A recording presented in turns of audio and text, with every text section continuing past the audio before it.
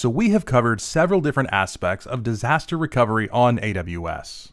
And this includes, first of all, understanding the need for a disaster recovery strategy.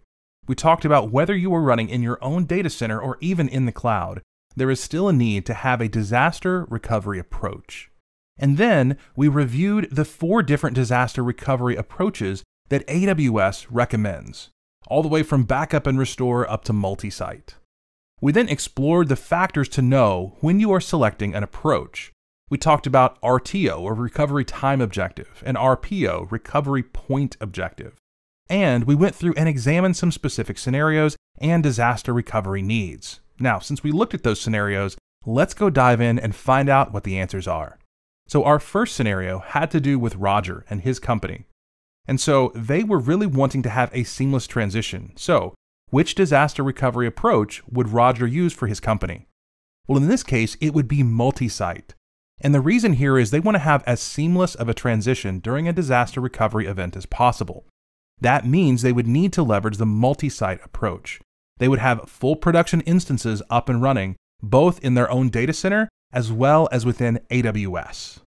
Now next we have Jennifer, and her company was the startup that wanted to minimize cost but still have an effective disaster recovery approach.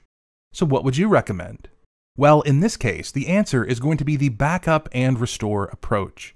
And the reason is that Jennifer's company is looking to minimize cost, and that is the driving factor.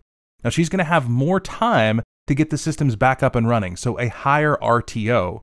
So here, cost is what we're optimizing for, and backup and restore is the most cost-effective approach to disaster recovery.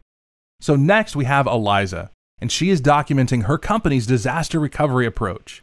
Now they keep a few key servers up and running in AWS with smaller instance types than what production would need. So which approach is this? Now you might be confused here if the answer is warm standby or pilot light, because it seems to include examples of both, and you would be correct. However, the key thing to note here is that they only keep a few key servers. They don't have a complete environment up and running.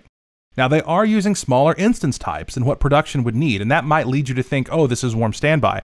But when we see here that they are only using a few key servers, we would then say that this is the pilot light approach, because they are only keeping kind of core systems up and running in the cloud, and they will have to launch all of the other instances that support their environment if there is a disaster recovery event.